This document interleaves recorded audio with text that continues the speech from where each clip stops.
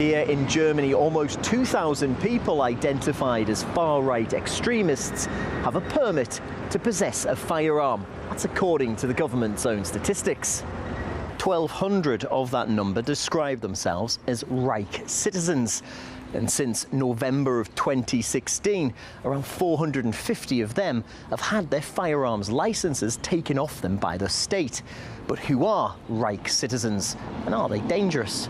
Reich citizen is a catch-all term for a loosely affiliated bunch who claim that the Federal Republic of Germany is illegitimate and say that the pre-war Weimar Constitution remains in effect. That's the same system that allowed Adolf Hitler to take power. Well, today's Reich citizen groups come in several shapes and sizes, but almost all of them have some link to either neo-Nazi groups or far-right ideology. Their historical revisionism forms an ideological link that connects various right-wing extremist currents, and right-wing extremists among Reich citizens use those connections to cause confusion, to provoke authorities, and to create a social platform for right-wing ideology. It's estimated that there's around 18,000 of these Reich citizens in Germany. Some are allegedly preparing for a Day X, when they'll rise up and take their country back. But these aren't just hollow, empty threats. 18 months ago, a policeman in Bavaria was killed during a shootout between officers and a member of one of these Reich citizens groups.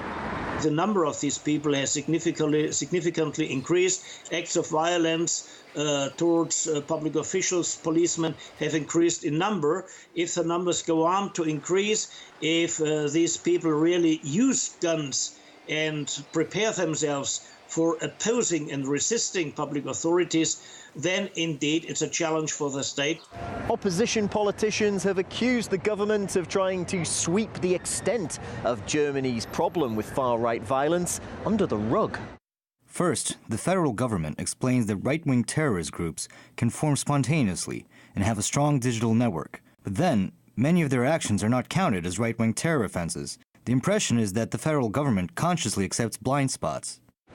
In the recent past, Berlin hasn't pulled away from publishing intelligence findings that showed as many as 700 radical Islamists could be in the country and are capable of preparing a terrorist attack. But it does seem that they're less forthcoming when that threat is potentially posed from elsewhere.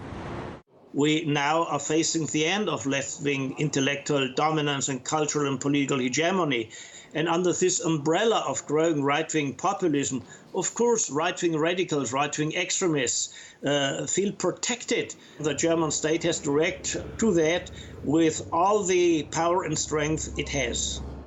Germany has very strict gun control laws, and thankfully gun deaths are a rare occurrence here.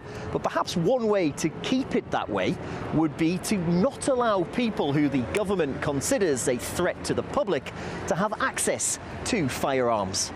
Peter Oliver, RT, Berlin.